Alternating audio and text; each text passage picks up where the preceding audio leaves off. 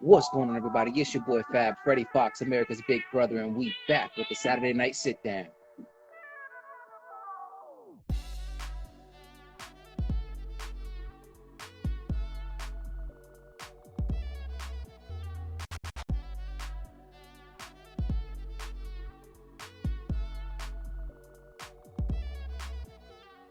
What's going on, everybody? It's your boy Fab, Freddie Fox, America's Big Brother, and we live with the Saturday Night Sit Down. And today I got the stepdad guy, Alex Mon Tros. What's going on, my man?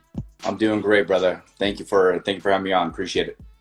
Nah, man, thank you, man. I appreciate you reaching out, man. I know you caught one of my episodes last week with the Fab with Fab, and you reached out to me. So I appreciate that, man. It really just lets me know that my message is getting out there. I'm really leaving For an sure. impact, which is my goal. So thank you so much, man.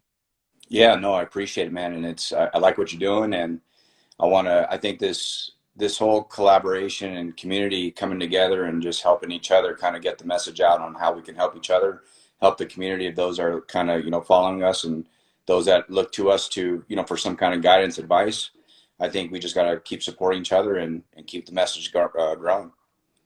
No, well, definitely. Well, thank you again so much for reaching out. So, a little bit about this show again. This is my Saturday night sit down. It's slightly different from the other one. I mean, the other one, Fab with Fab, is really again just to get those conversations going, guys, talking about their feelings and emotion and giving us a safe space where we can open up freely about this stuff. Because for so long we always trained to not show emotion, don't talk about your feelings, and kind of suppress all those things. So that's to get that out there. But on this show is again, it's slightly tied to that too because it's all about the importance of male role models in our lives. Hmm. Like I say time and time again, a lot of my friends their dads weren't in their lives for one reason or the other. And I've seen the impact that, children without dads in their lives or, you know, good male role models in their lives to guide them on a certain path, the struggles that they kind of face as they start to grow up. So by launching this page and talking to men like yourself, hopefully give us a little bit of guidance and, positive role models that they can see and take things and learn from to help make their transition into adulthood a little bit easier. You know what I mean? For sure, for sure. Love it. So, as I always start off my show, my very first question to you, right, and it is this: if you think about the characteristics it takes to be a good person or a good man, what do you think those are? Man, I would say for like in my journey, I think it's staying true to your word. I think that's number one. And I think a lot of times, if we don't stay true to our word for ourselves first, it's going to be very difficult to stay true to our word when we have commitments towards others or to others, when we make promises to others, if we can't even keep it to ourselves. Perfect example. We all strive to have a better diet. We all strive to get up earlier. We all strive like the very simple things, yet we consistently, I think, and this is a struggle for a lot of folks, we consistently kind of fall short, right? We hold this promise to ourselves and 5 days in, we give up. You know what I mean? So I feel like having a knowing that once you make a commitment to yourself, you're not only fortifying that for, from a character perspective for yourself, but you're also extending that to others that you also commit to, and knowing that that commitment to yourself is that much more important than to the commitment that you're going to make to another person. So I wholeheartedly believe in self mastery, just trying to really master self each and every day that you get up. And it's a life journey, right? I mean, we're all trying to kind of be better each and every day. And it's consistently just incrementally improving on a day-to-day basis so that you can, at the end of the day know like, hey, I actually won the day. I won the moment. And I think those stack upon each other each and every day, especially as the years go on.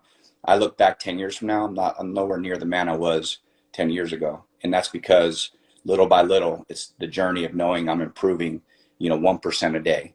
And that adds up. It adds up over time. So I think it's important for all men to really kind of search their, do some inner searching and say, who am I today? And then who do I want to become? And start working towards that man with intention and purpose. No, I wholeheartedly agree with you, man. It's wonderful how you bring that up because these last couple of years for me have been very monumental. About 6 years ago, I'm totally not the person I wasn't from them. I went through a lot of different things, but a lot of that came from uh, self-isolation, right? And in that Hmm. time is to ask yourself those questions. Like, who am I? What do I like? What do I enjoy? Why do I enjoy this? Why does it make me feel this way? And really taking time to understand those things because then you can, like you say, develop and continue to grow.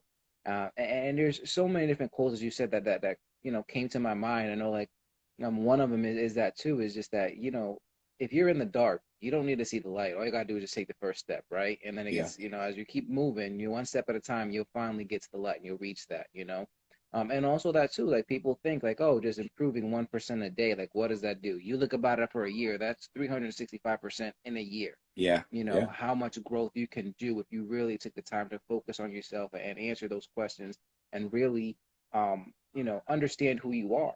Hmm. And like you said too, as it extended to others, if you don't have control over yourself and what you're doing, how can you be that good for somebody else? Hmm. What can you provide them if you can't control yourself either? So those are huge, great points that you brought up, and Yeah. so thank you for Yeah. bringing that out. Also, when it comes to like being a good person or a good man, Mhm.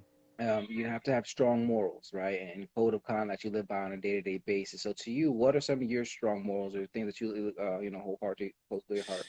The code of conduct or the principles, it really kind of boils down to, I think you kind of extended it a little bit there. It really has to do with like, if I have to make sure that I know I have to own the day and own the moment. And if I'm not in congruency with my conscience, and that's a big deal, right? Because my conscience might say, "Hey, Alex, don't do that. Hey, Alex, get up early. Hey, you know what you committed to. You committed to getting up early. Hey, you committed to not eat that donut. Don't do it." And if I'm not in congruency with my conscience and I go ahead and I go and I eat that donut, what happens? I'm now beating myself up. I've just taken 3 steps back. And how hard it is to, like, for me, from a moral and kind of being as morals or principles, is how do I make sure that I set the example, that I live by principle, that when I give my word to myself, to your point, how can I lead others if I can't lead myself? Right? It's very hard. And it does, it shows itself. We don't believe, I think sometimes, I know I have, and I'm not immune to it. I know that my family, my kids, they can see when I'm not living in congruency with what I committed to myself to, and then I'm now asking them to do something that I'm not even willing to commit to. So that's a big deal for me. It's been a big deal over the last probably like 3 to 5 years, give or take, that I've really kind of slowly been committing to that process. And ultimately, what my goal is for that is, if I can become a better leader to have that self control for myself, I can now lead my family better. I can lead my wife better. I can lead those that I manage, the businesses I've run. I can lead my employees better, because hey, at the end of the day, I'm leading by the example. I'm leading from the front, not leading from the back. So that, it really encompasses a lot of my life and how I live and the principles I live by. And it's I love how you say that, leading and leading from the front, and how important that is, because we've all seen that, right? There's a huge difference between a boss and a leader, right? Hmm. And we've seen that time and time again. A leader, somebody who's out there in the forefront, taking the charge and guiding the path, and the boss is just, do as I say, not as I do type thing. Yeah. And there's a whole different level of respect that you hold for each of those individuals. And people can appreciate a great leader, and nobody's ever said, I have a great boss, I have a great leader, and a great Yeah. mentor, and those things. Because of what they know, that they're willing to go out there and take a stand, and that's something that I hold true, like in my management style. Like I remember, I became assistant manager literally on my 18th birthday, right? Hmm. And in the company that I was working in the mall, and I started there as a box boy, and I worked my way up. But every morning, when I got that in there, I was still doing shipment and doing the box Hmm. and stuff like that. Because again, I'm not going to ask you to do something that I'm not willing to do myself. Sure. So in any position that I've been to, working at supermarkets and any place of management, I was at a grocery store, I was there. I would go out and take out the garbage too. I'm not just sending people out to do that. I know you got different things, because then that shows that I'm willing to do it. So if I ask you, there should be no excuse either. You know Hmm. what I mean? Like I'm willing to get my hands dirty. I'm not asking you to do anything irregular or anything new, and I'm showing you what I'm capable of doing and having your back. So it's very, very important to lead by example. So Hmm. definitely some great morals to stand by. I like what you Uh, said there too. I just wanted to, I think the layer on top of that is the no excuses. And I think that that's something that gets developed over time. And at least in my journey, is once you've committed to something and you don't do it, you cannot start making up excuses. And I would, there'd be times I catch myself. I'm like, okay, the excuses, they seem legitimate. They're very, very, there, I mean, yeah, okay, they make sense. This is why this didn't happen. This is why this didn't get done. But at the end of the day, if I accept that to be a truth, then I start to live in mediocrity. I don't get above and beyond where I'm currently at in my state of being, in my state of like walking in my life and my purpose. So removing excuses is a big, big component to live in really congruent with your conscious knowing that you know what to do each and every day. So just do it. And when you don't do it, don't make excuses. Just chalk it up. Hey, it's a loss for the moment, not loss for the day, loss for the moment. Regroup and get back on track. No, definitely. I think one of my things, and it was a quote by like Bruce Lee. He says, you know, a man is never defeated until he accepts it in his own mind. Yeah, yeah, And it's something that too, you know, that's the pros and cons also too about knowing yourself and being in your own head because you know what you're willing to accept as an excuse. yeah, You yeah, know, and then you're like, oh well, okay, of course it makes perfect sense to you. You came up with it. It's your yeah, reason for not getting something done. yeah. But it's also too you got to constantly push yourself and go out there and really get out of your comfort zone. And that's where growth happens, right? You know what I mean? Like when you're outside your comfort zone, you face new things because you're forced to adapt and change and develop because your environment is so foreign to you. So you definitely got to go out there and push that. So, you know, those are just things that we need to remember, remind ourselves when we're trying to go out on a day-to-day basis. Or like when we set goals for ourselves, you know, knowing of course, you know, that what's going to happen. There's going to be some ups and downs, and how we're going to be able to handle that adversity when we face it and be Mm-hmm. prepared to do so. Because if you're not, then there's no point because you're going to quit anyway. And then you're going to feel a lot worse because you kind of Yeah, started and you have those what ifs like, oh, if I would have continued, if I would have kept going, like, what would the outcome would have been different? And now you got to live in uh, I'm not a huge fan of it, but then that kind of regret, right? mm-hmm. You know, and I say Yeah, I'm not a huge fan of regret because you know a lot of people say you know different choices in their lives and things that they go through, and they're like, oh, you know, I regret making that decision, or I regret doing this, and I regret doing that.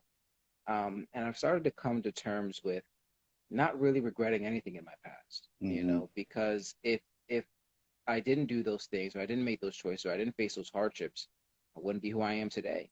And I Feel you on love who that. I am today, and I love my, Mm-hmm. you know, what's going on in my life right now. So it's because of those choices I got to be grateful and thankful because they put me in the position where I am now. So you know that's my I guess a spiel on regret.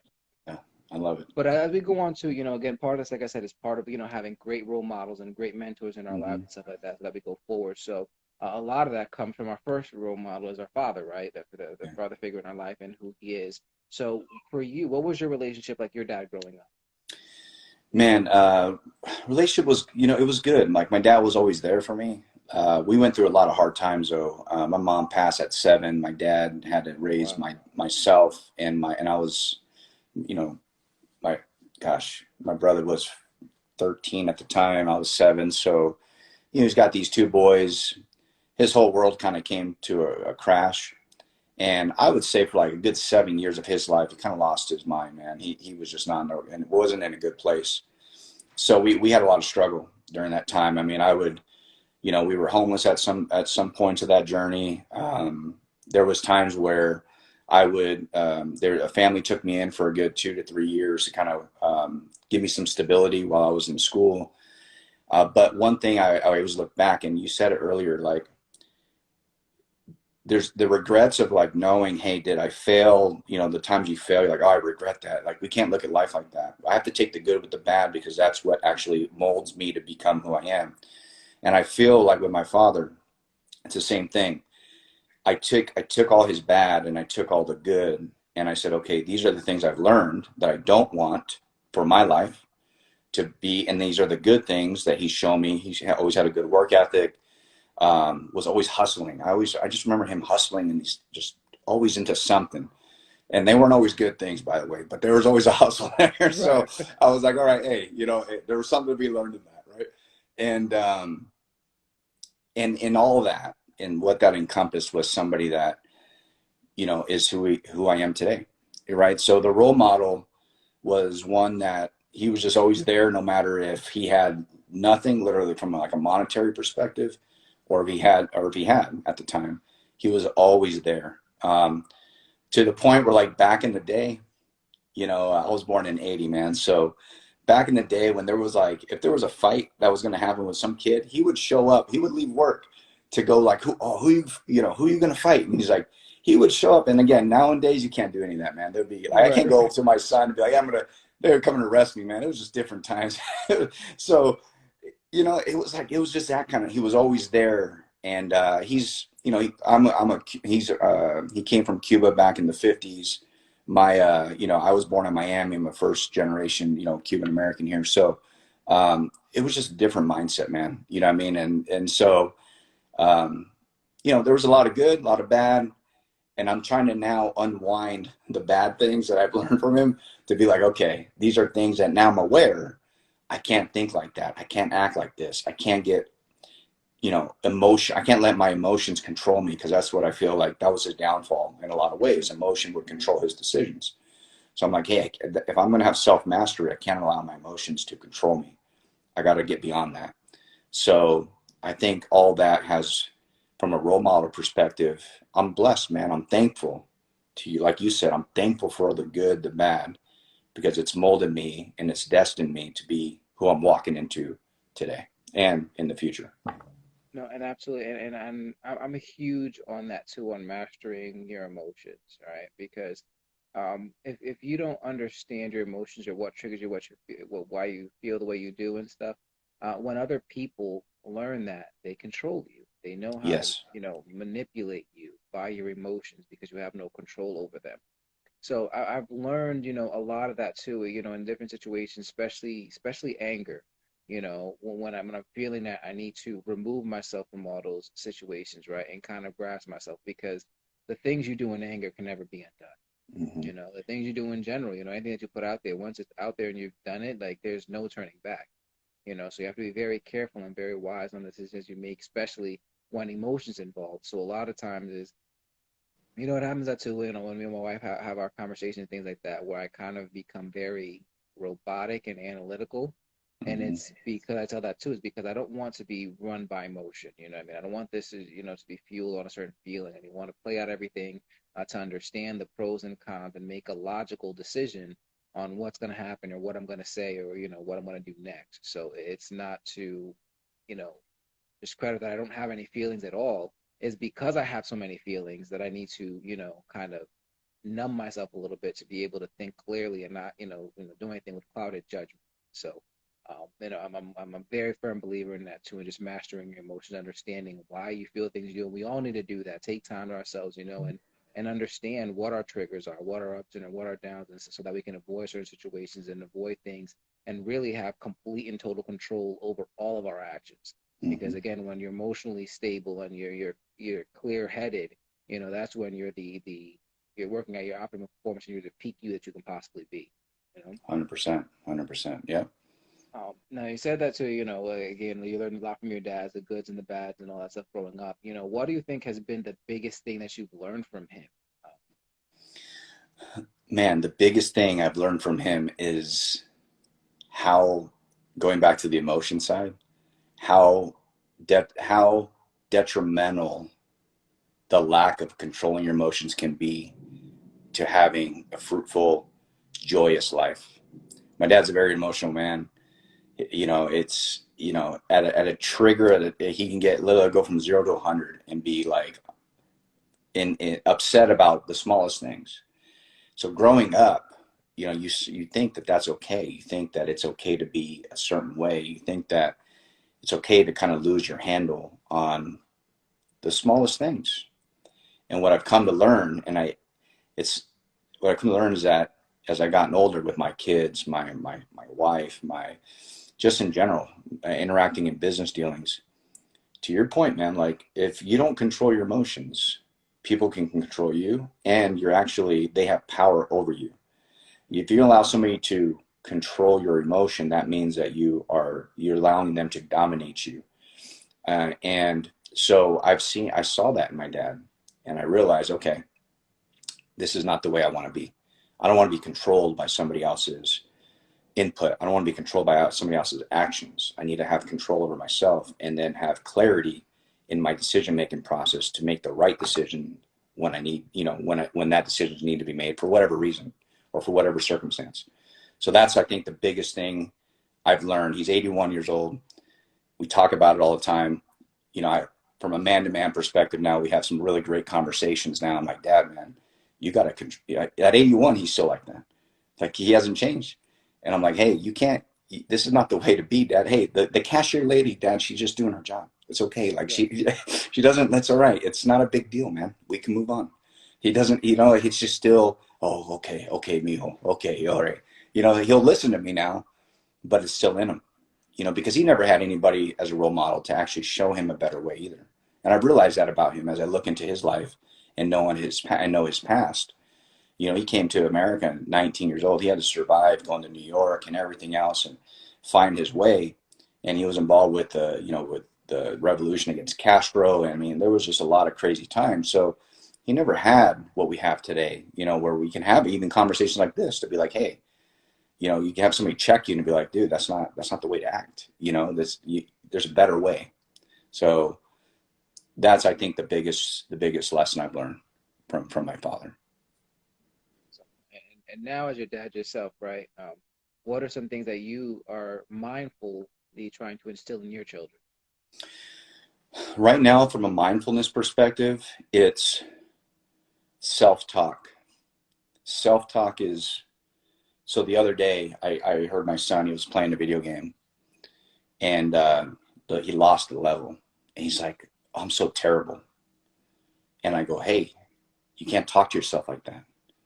You know, and I'm catching now, I'm aware of how my kids are talking to themselves. And I'm teaching them, like, hey, what you're talking and the way you speak will become your belief. You Yeah. know, so you have to speak differently. You have to think differently. And this is 5 years old. I'm working with him at 5 to teach him, you know, and my hope is like I'm catching it, I'm right, you know, nipping it in the bud before it gets too late, before that becomes an identity in his mind and in his heart, and it grows roots into something that then becomes, you know, stuff that I'm dealing with now. I'm 41. I'm dealing with stuff from my child. You know, I'm trying to pull out roots every day. You know, it's from stuff that was planted in there when as a kid. So I'm trying to plant better seed. I'm trying to plant better. I'm trying to fertilize it and really that mind to make sure that when as he grows up, he can keep stacking on top of that, layering something better. That's just my son. It's my daughter. It's all my kids. I have five kids. I got to count. So I have three step kids from my previous marriage that I have a great relationship with. I raised them. The oldest is 28. So altogether I have eight. With my marriage now I have five. And my youngest is 5 years old. Then I have a seven. My stepdaughter's 15, and then my two oldest from my previous marriage is one will be 21 and 18. So these are conversations we're having now, and it's like, hey, how do I make sure that they control this first, that they understand that you've got to develop this to be successful in life? And I'm all in on that right now with all of my kids, no matter if they're 5 all the way to 28. I've been having these conversations on how to change the way that they think so that they can control their destiny. They can actually move into what their calling is in life versus being submissive to others, you know, emotions and others, maybe, how do I put it? Like others, I don't know, like I feel like everybody has, to some extent, somebody never thought I'd be where I'm at today. And that's because they looked at me how I was at a certain place and time. And they said, well, Alex will never be anything, you know, and that actually was fuel for me. That's not fuel for everybody though, believe it or not. Some people actually Yeah. they actually submit to that. And they're like, no, this is what I believe I am. I'm thankful I never did, because I was like, no, I know who I am. And I'm gonna rise above that. Not everybody's built like that. Not everybody. So I'm not taking chances with any of my kids at all. I'm like, hey, we're going to make sure that we work on this from the very beginning till the day I'm gone, you know, and then hopefully they can pass it on to their kids, and we can have a legacy of people that rose above, became better. And the last name actually is something that we can all be proud of as generations kind of, you know, grow from here. So, You know, it's crazy how you said that about the last name. One of my good friends, Sam Singletary, actually joined during our interview. He said that one of his biggest things is his name, you know, and how much pride he has in his name and what it means and going on. So, you know, it is crazy because as soon as you mentioned that, he actually walked yeah, in and it was here. So, you know, yeah, it's crazy how it ties in, and yeah, that's what I love too. You know, what I mean, like it just I'm seeing like all these great minds, they think alike and have the same mentality and what they want, and just knows that I'm aligning myself with a bunch of group men. So, um, now, well, when you said that too, as far as self-talk, with the kids, because my daughter's 6, and she does that too, Yeah. and I'm like, I didn't do right, and I'm not listening well, and I'm not just like, so what Yeah. can you do better, baby? Yeah. What can you change? Like, don't focus on the negative, or I Hmm. put it this way, I'm like, would you talk to your friends like that? And she's like, no. So why would you talk to yourself Yeah. like that? Yeah. You know Yeah. what I mean? Like you can't do that because also again, and I think it was another Bruce Lee quote that he said too, is that um, you know, be careful how you speak about yourself, or don't speak negative about yourself because the warrior inside hears this and is weakened by Yeah. it. Oh man, yeah, that's So powerful. Yeah. I'm a very firm believer in that too, and just all about the law of attraction and just positivity with her and trying to really help her understand and really control herself and be comfortable with who she is. Um, and it all definitely starts with the self talk. And I say that because I remember myself growing up, right? And just how uh, little confidence I had in myself, Yeah. and I just allowed everybody to kind of tell me who I am or who I should be or what I should do. Um, and even though Um, and it was crazy because, like, deep down, I really didn't believe it. But at the same time, I was like, well, maybe it is because I'm hearing it from some other things. So I was just trying to overcome that thing. And then that led me to a long time eternal battle with myself. Hmm. And that's really why I had to take the time over these last couple of years to really understand and be comfortable with who I am and what I want to be and just who I'm out there. Because it's always a beautiful thing. And as I got to this age now, I understand more and more what my mom always used to tell me. And I've said this plenty of times. But my mom would always tell me, I would rather people hate me for who I am than love me for who I'm not. Yeah. Wow. That's And good. I didn't really, it didn't. Again, I was too young. Like your Yeah. parents, you kind of don't want to Yeah. have listen and stuff. But as I started getting older and I started to understand, you know what, like there's so much great power in that. Yeah. And if people don't like you, then they don't like you. Like people are gonna hate or look for any reason to hate you anyway if they really wanted to. Exactly. Yeah. So why not be happy with who you are? And if they don't like it, then oh well, they'll move on. But at least you can find people who are, who do appreciate you for who you are and like you and enjoy you. And you can be happy because you're yourself. You're being truthful with yourself, and that's just the most carefree you can possibly be when you can be 100% honest and truthful with yourself, but just completely free. You eliminate, I feel like, a lot of depression Hmm. and anxiety because you understand who you are and what you're capable of. So again, like it's just wild that again, their kids so similar in age, and really still having that same mentality conversation Yeah. about self-talk and how they speak about themselves, which is key, in them growing up and transitioning into adulthood. Hmm. Now, I know you said you had, kids from your previous marriage and stuff like that. So, and of course, I know you say now you're the stepdad guy and everything, but did you have kids of your own before having stepchildren, or did you have stepchildren first, or how did that happen? Yeah. Man, I actually got married at 20 and had my first, it was what they call them, shotgun marriages. We were pregnant. She had 3 kids, my first wife. And then we had our first right after I turned 21. And then 2 years later, had my second. So I was, by the time of 23, I was raising 5 kids. And, and they were all young. I mean, the oldest now, she's 28. My stepdaughter, she actually works for our company. And then I have a 26 and then a 24, and then my kids, which are 20 and 8 and 18, 15, and then 7. So 7 and 5. So I learned, I had to, man, it was, yeah, my 20s were just full of, like, I would say, trying to figure out who I was, a kid raising kids. Lots My to take little on. kids now got like my little kids and my teenagers, they have version 2.0 of Alex, right? Of dad. My kids back in the day, it was 1.0, man. I was like, because my kids will come to me now and be like, Dad, you were different with us. I'm like, man, you realize I was like 20, I was like 24 taking, you know what that is with 5 kids? I was like, dude, don't talk to me about who I was back then. I'm a 40-year-old man now. Like, of course I'm not the same person, But we joke about it because they give their siblings crap because they'll be like, hey, you don't know dad, man, how dad used to be. It's like, yeah, I don't ever want to be that guy again, and naturally you shouldn't, right? Because you should progress into something better over time. So I had to learn how to be a father pretty quick, man. And it was my whole 20s. I didn't have, you know, that's the one advice I give to all my kids. It's like, hey, I get it. You fall in love with your girlfriend, your boyfriend, whatever it is. Wait, just wait. Don't get married. And I get it. There's those instances with sweetheart, high school sweethearts, they make it work. But find out who you are and don't go and do the thing I did because it's not easy. And I didn't have my 20s to figure myself out because I had to be a provider. I had to take care of, I had to take care of a lot, so yeah, it started really young. Started really young. And then that's a lot. I mean, a huge commitment to take on. Hmm.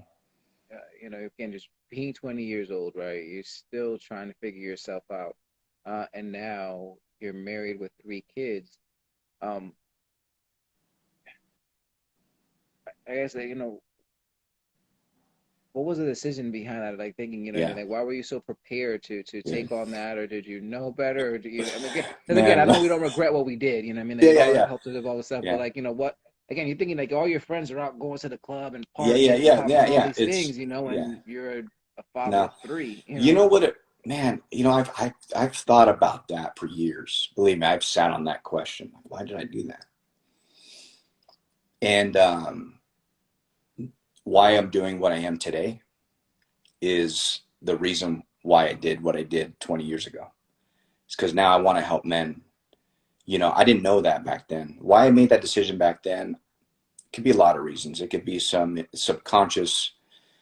I had no stability growing up, so maybe getting married was something that, like, oh, I'm going to have stability now. I need that in my life. I just want to have some stability. Maybe that was a reason. The family that took me in that they didn't have to. They already had 5 kids when they brought me into their home, and they kept me there for years. And they gave me stability. And I saw, maybe my ex, and she didn't have, that stability, and I felt like, hey, I can be this man and do this, and be that stability for her. I don't know. It's a really interesting question, and I've tried to answer it. I don't have the answer. What I do have the answer for, though, is that today, 20 years later, I can look at those experiences and be like, hey, I can actually help a lot of men to understand what this journey looks like. I'm on my second tour of this journey of being a stepdad. I was married. We were married for almost 10 years at the time. My wife and I now we've been married almost nine. We'll be married 9 years this month. So Congratulations. yeah, thank you. I appreciate that. So we've been married almost 9 years, flourishing. And the cool part is too. Um, my ex and my wife, we're all friends. We all come together for our kids. Like we have a great relationship because we know what really matters is really kind of doing what's right for our kids and making sure that they have what they need. So it's actually the best possibility, or it's the best scenario that could have ever come out of my past. Hmm. So, but yeah, man, I don't know. I honestly don't know what was going through my crazy head. I had friends of mine, man. They're like, dude, are you sure you want to do that?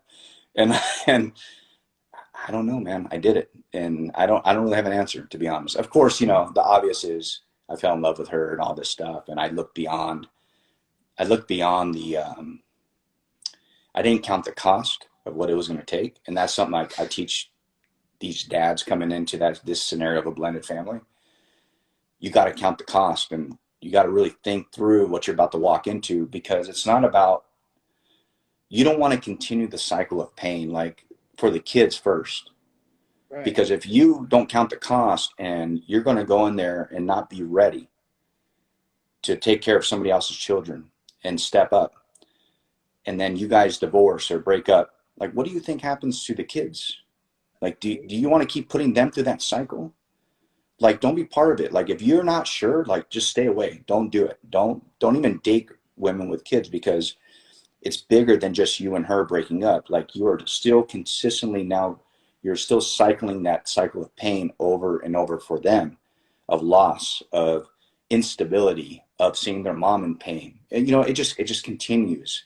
So that's a big message for me right now with men in general within the blended family communities. Like, hey, be certain about what you do, because it's a serious calling if you're about to go step into that. Yeah, And I'm yeah, sorry. no, go ahead. Yeah, No, and I'm glad you mentioned that because I don't know if you kind of caught that into in our other conversation because that was something that, I started playing into my own role, right? Because again, I was wanted to be a dad so bad of my own, I mean, have my own kids and all those things. And I've always asked myself very random questions like, what would I do in this situation? What would I do there? And then that's one reason for myself where I was like, I was very, it was young, but I was like, I don't think that I am prepared to really be with someone with kids.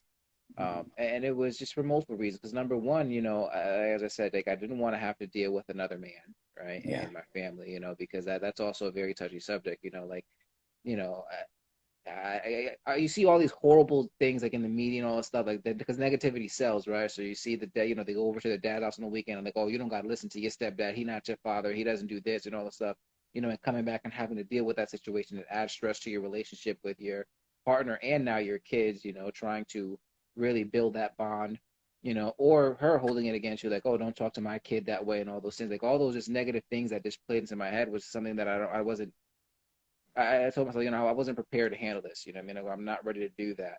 But then also, I was just fearful that again, wanting to have kids so badly of my own, that when I did have my kids, how would that play in my love and affection toward my stepchildren?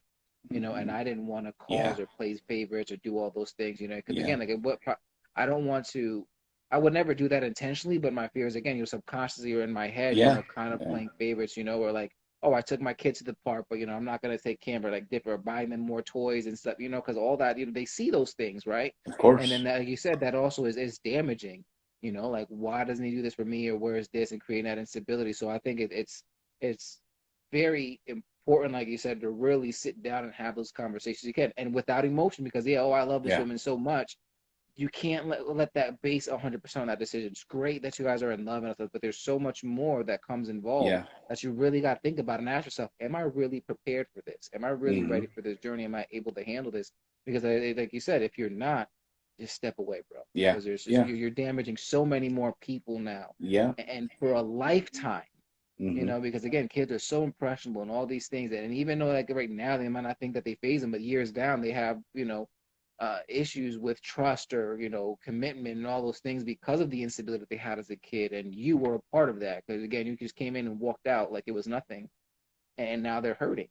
yeah, yeah. It's a big deal, man, and that's where I think that's the root behind like my messaging and being whatever quote unquote this stepdad guy is really helping these men understand if whether they've made the jump. Once you made that commitment, all right, now you're in. Okay, now you start realizing like, oh man, I didn't really sign up for this. Year one, honeymoon phase is over.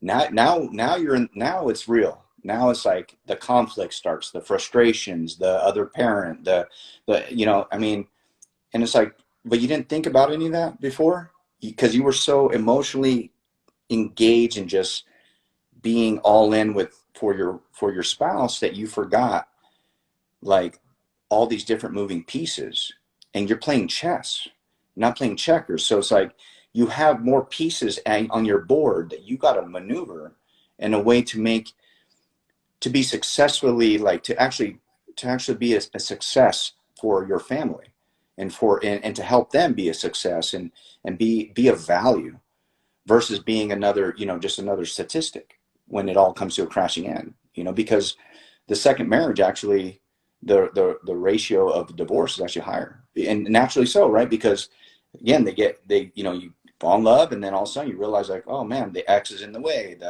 the kids don't listen, and then what do you think? Then there's sides that are taken, and then before you know it, it's over. The marriage ends. So I can appreciate men that just say, hey, I'm not ready, man. I'm not doing that. I can respect that because they have awareness of like, I know I don't want to cause no more damage, you know. And a lot of men are just scared too to do it, you know what I mean? I think it's twofold. One is I would hope that the man that makes it, I would actually have them rather be scared to be like, hey, I'm not doing that because I don't want to be raised. I'm just nervous about that. That's actually a better scenario than going in thinking you're going to take over the world and not be prepared to walk into this battle that you just, without any tools or what, to actually work through that. So, Yeah, no, definitely. So it's key, and I'm glad that you mentioned that because a lot of people need to really take that into consideration, mhm. and not rushing things because I think that that's where, like you said, the hostility begins. They're not prepared to do that. Now they're faced with this situation and they don't know how to handle it or how to Yeah. cope. So you really gotta, again, master yourself and understand what your limitations are Hmm. uh, before you bite off more than you can chew. Yeah. So Yeah.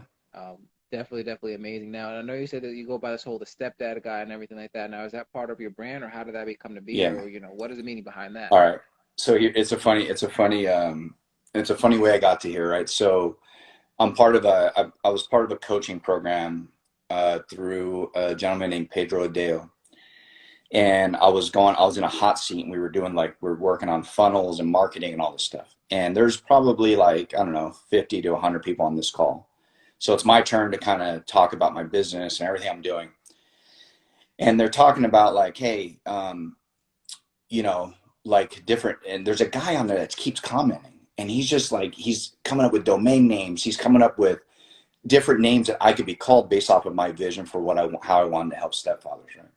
And the stepdad guy kept coming up, and everybody's like, "Man, that's a hook. That hook's like, just be the stepdad guy. That's it. That's who you are." And I was like, so I sat on it and didn't go all in on it for a minute, and I was like, "Huh, how do I want to play this?" Just from a branding perspective, like, how do I want to make sure that when somebody sees content and sees is that how can they know immediately what I'm trying to get at the from my messaging from the very beginning.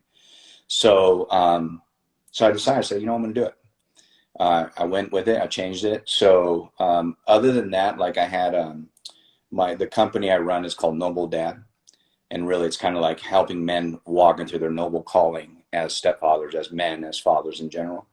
So this is like a spin. This is kind of a, a spin off of that core brand of the stepdad guy, and of course I have 20 years of doing this. I've learned a few things that I can now kind of share with some other men to help them in their journey. So I felt it was appropriate to kind of go all in on that name. So were you already, is it the Noble Dad you said? Is a Yeah. Hmm. name brand? So, yeah. So how'd that begin? Let's go from there. Yeah. So Noble Dad. So last year I sold my company that my wife and I built we built it for 6 years. We sold that company. We did well, and I was like, "What's next?" And so I started kind of doing. I was going down this path of like, all right, who am I? Again, this is I always I'm asking this question every few years, man. Like I'm really because I feel like there's layers of who you are, and then it crystallizes with time. You know what I mean? Like it just gets more crystallized. You're like, okay. And I started looking at my whole life, and I said, what's the one thing that I'm passionate about? I've always been passionate about helping others, like coaching and just being of service and of value. And I felt like, and in my previous businesses, that's not what I did. It was services business, but nothing to this extent. So I was like, you know what? I'm going to help men. I'm going to help men in their journey because I have something to share and I have experience in this. I'm not some guy that just got married, a year ago, 2 years ago, heck, even 5 years ago, and now I'm out there the guru. Hey, I've had the losses, I've had the wins. I'm bringing that all together over 2 decades, and I'm like, let me talk to you about what this is all going to look like. I get you might be 3 years in, 5, 10. I've been there. I know what that is. And so through that journey of like kind of just looking back on my life, I was like, you know what? I feel like I was kind of being prepared for this moment of like, all right, now it's time to go and branch out and start helping other men because the statistics are huge. I mean, we're in a fatherless generation. We have divorce rates at 50% or give or take right there. You have the divorce rate increases in blended families. So I was like, all right, how can I be of service to this part of the world, or to men in general. And that's kind of where I ended up. I was like, this is what I'm going to do. I'm going to help men for now until, I think this is it. You know what I mean? I'll build from here. And of course I got other things going on, but this is really my passion project. Yeah, no, and I wholeheartedly agree with you because again, that's just kind of how all this developed for me and the Saturday Night Sit Down and my other show too. Because again, it's just that too, just helping out us individuals as men and really kind of breaking the stereotypes and pulling back the curtain to what it takes to be a man, right? It's not all what they put out in the news, being macho and Yeah, yeah. hard. It's not, because you can only hold that up for so long. You know what I mean? Every man's been out there. I don't care. Not one man could look at me in the face and tell me that they haven't cried their eyes out like no other, Mm-hmm. for something that they've encountered in their life. But they couldn't share that because then again, the immediately say that everybody's gonna look like, oh, you weak, and we cannot, break that. But I find it more,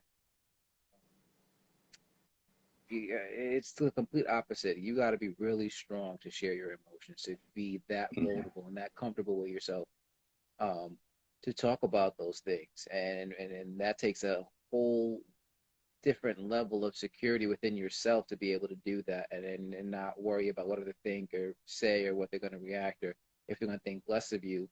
Um, because again, we're people at the end of the day too. We have feelings, we have emotions. It's important to let those things out. Two things like a part of mine is just, and I'm probably sure you've heard of Jason Wilson. Um, but his book has really changed me, which is Cry Like a Man, which really helped Mm-hmm. me take a stand and really understand me more than ever. Because it just looked at me and like, this is a very strong person, and saying it's okay to cry, and like hearing a man from that stature, and I've never heard that as a kid. Like, it's okay to cry, right? Go ahead and do that. Like that wasn't the case, Yeah. you know. And it was so much ingrained. Like even recently, I was watching like the UFC. You gonna watch it Um, tonight? Are you watching it yeah, tonight? yeah, Yeah, I'll be yeah. watching it Definitely tonight. watching that tonight. Yeah. Yeah. But when uh, um, oh God, I can't think of his name Sorry, now. man. I threw you off, brother. No, but I was You like, say UFC, I'm waiting, dude. I'm waiting for. I'm like, I can't wait till the fights start, man. um, it wasn't Paulo Costa, man, but he fought Usman, for I believe for the Was it belt. And Masvidal or was it Colby Covington? Who was it? Which one was it? no, I gotta look up his name, but I remember because this dude's a big, brolic dude, right? Oh, And was it he Burns? lost. Gilbert Burns. Yeah, Gilbert Gilbert Burns. Burns. Yes. Yeah, yeah, Okay. yeah, Yes. Oh my God, yeah, I was drawing a complete blank. But yeah, I'm looking at this dude, right? And he lost, and he's like crying in tears. yeah, yeah. And I got him in my first reaction. I'm like, "What you crying for?" But I then I'm know. like, "Why would I do that? Like, this dude could literally break me in half if he Yeah. wanted to." You know what I mean? But again, you know what? Like, I had to commend him for that. So I started to think about it Yeah, again. Like, you know what? That takes a lot. And I can understand. You wanted it so badly. Went out there. You gave it your best, and you fell short. yeah, And that's gotta yeah, hurt. And we've all been there before. yeah. It doesn't have to be like a title, but for anything, a certain goal, anything like that. Where we've gotten to the point we gave it all and we fell short, and we felt horrible and we've cried. Mm-hmm. So that kind of took me back. And I was like, I had to realize that again too and check myself because again, he was being completely open and bold and went out there. You know what it is, what it is, and big ups on him. You know what I mean? And that's Yeah, what we have to realize that too is that if this man who's punches people in the face for a living can be that emotional over something, it's okay. yeah, It's okay. It yeah, happens to all of us, yeah. and we got to get comfortable with that. And we shouldn't judge or pick or understand because Mm-hmm. we've all been there at one point or the other. For sure, for sure. I So love it. as we wind down here again, it's been a great conversation. As I started to get to know a lot more about you through this conversation, I would definitely want to talk with you more and more in private and some other things and stuff like that, and help, how we can, collab together or join or do Okay. other things, help guide me as well as some other things too. I think it's just amazing on where your mindset is at and how in line it is with mine that, I think it's just a perfect match to kind of get that conversation going. So again, I appreciate you for reaching out and speaking up. Um, so when as I end here with my show, I always have two last questions, right? My first Okay. one is, out of everything you've been through in your life and in all the different situations and stuff, what do you feel has been the best advice you've ever received? The best advice I think I've ever received was to never doubt myself.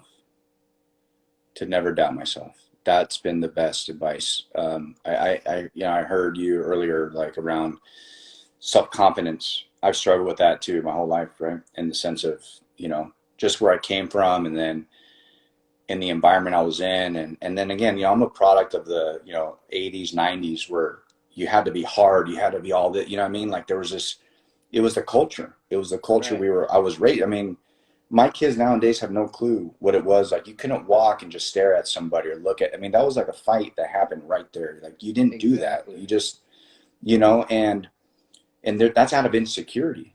So how, you know, I was just building insecurity layer upon layer upon layer as, and then now it's like, and I doubted myself and I didn't believe in myself in a lot of ways. And the best piece of advice that was given to me, and it was probably in my early 20s, was like, hey, don't doubt yourself, man. Like when you know who you are, you know, you gotta go all in and just know you can, and let everything else subside. So that's helped me probably over the last, honestly, really kind of went all in on that probably in the last 10 years. So, and my life has just skyrocketed, you know what I mean? Yeah, places where I never thought I'd be. So, And it's huge. You got to bet on yourself to win. Even for myself, like I was, well, before I started this podcast about a year ago. It's about to be a mhm. year on the 21st of Oh, March. congrats, man. You That's know, awesome. so I'm super excited for that. But I was sitting on the idea of actually doing a podcast for about 2 years. I had bought the microphones and the equipment and stuff like that, and was just sitting there collecting dust. Because again, I was giving myself excuses like, oh, Yeah. it's you don't have a real topic yet. You don't know what you want to do. You don't have your path and all those things, and all that stuff. So again, I was hitting myself where I knew I would be accepting to those excuses and all those things, and I just got to a point where I was just so uncomfortable and unhappy with where I was in my life and things that I wanted to make a change in and what I want to do. The first step was again just taking that first small step. I said, I'm just going to launch this. I'm just going to start it and see what happens and what's going on. And, in a year's time, how I've grown and developed with this show has been incredible. Mm-hmm. Getting to interview the people that I've gotten to interview and learning again, like meeting people like you from all over the world. And so, yeah, I'm listening to in Germany, in Brazil, and all That's because I cool. took that small step, Yeah. and Yeah. appreciating that stuff. And then I was like, I know what I'm doing and having the confidence in myself and this belief. Like I tell myself every day, like this is gonna blow. This is gonna be huge. Like I just feel it, and just as I talk to more and more people and I go through more and more things, I get more and more affirmation. But it all starts from what you said too, just believing in myself and really not doubting with who I am, what my purpose is, and just moving forward to be able to accomplish those things. And I know you said that too, like because again, back in the day was like that too, when people staring at you and the levels of insecurity and all that stuff, we start to wonder is a quote by Winston Churchill that I heard a few years ago that also just changed my life forever because I was like that too, just so insecure and worried about what people saying. But he says, in your 20s, you worry that everybody's talking about you. In Yeah. your 40s, you stop caring. And in your 60s, Yeah. you realize nobody was talking about you in the Yeah. first place. You know what I Yeah. mean? So Yeah. once I realized that, I was like, wow, because it's true. People, they may make a comment now and then completely forget about you, as soon as they Mm-hmm. turn the corner, but you're sit to think and dwelling in your own mind, and you just got to get that out of there, Yeah. and just move on. So great key points that you brought up. And my last question to you, as I asked everybody else too, looking again with your experiences and everything that's going on, looking at the next generation, the people coming up behind us, what is one piece of advice you would like to give them? Um, be mindful of how you talk to yourself. I think that is going back to our conversation around, you know, my 5-year-old and our kids just in general. Those that are coming up, you know, and with all the influences that are getting thrown at us, you got to be mindful of how you empower yourself each and every day to become the person that you're destined to be. If you're talking to yourself in a way it's not edifying you, it's not building you up, then it's tearing you down, and it's actually creating the lack of confidence, creating the self-doubt. And if you can switch it, your confidence goes up, your belief in who you are and what you can achieve goes up, and you could walk into your teens, your 20s, your 30s, and be further ahead than you and I will ever be in that at that time of their life. And I wish somebody would have told me that. You know what I mean? Like self-talk and how you talk to yourself and what you believe mentally, and knowing that you have to consistently be checking yourself and making sure that that self-talk is only talking in a way that's empowering you to move forward and not take a step back.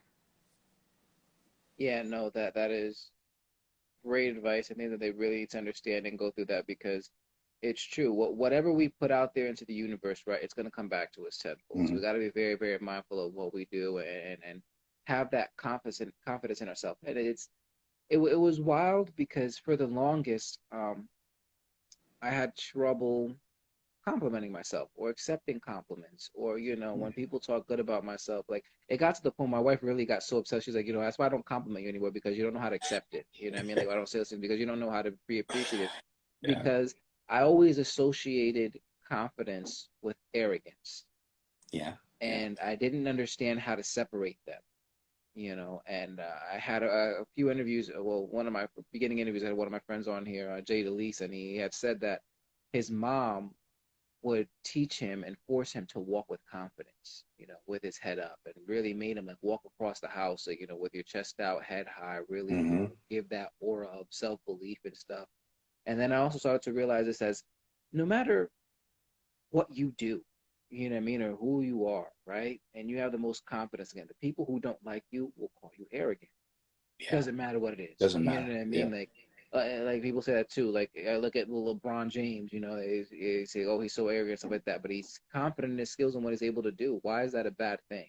Yeah. Yeah. He's not really hurting anybody, putting anybody down. He's just believing in himself more Mm-hmm. than anybody else could, and that's important Yeah. too. You got to believe in yourself more than anybody else, because at the end of the day, you wake up with yourself, you go to sleep with yourself, you look yourself in the mirror. You are the person you have to be comfortable with, Yeah. not with the people around.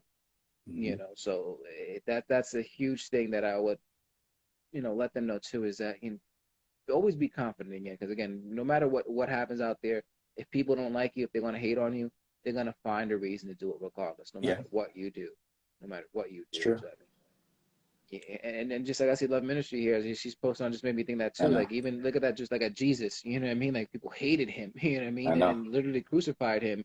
He's just trying to be a good person.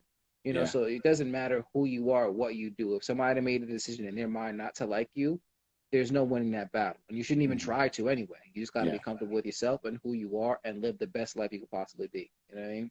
Yeah. Um, so, that wraps up for our show again today, Alex. And again, thank you so much. It's been an amazing Thank you, conversation. I Freddie. really appreciate your insight and everything you have to offer. And definitely, again, I will be in contact with you more and more. And I would definitely love to have you back on my other show, Fab with Fab, as we get other men to sit down and talk about different things. I think, you'd be a great asset to that team, man. Let's do it. Let's do it. I appreciate you, man. Thank you for inviting me. It's an honor. Who are you going for tonight, by the way? Who are you going? Who are you going with? Masvidal.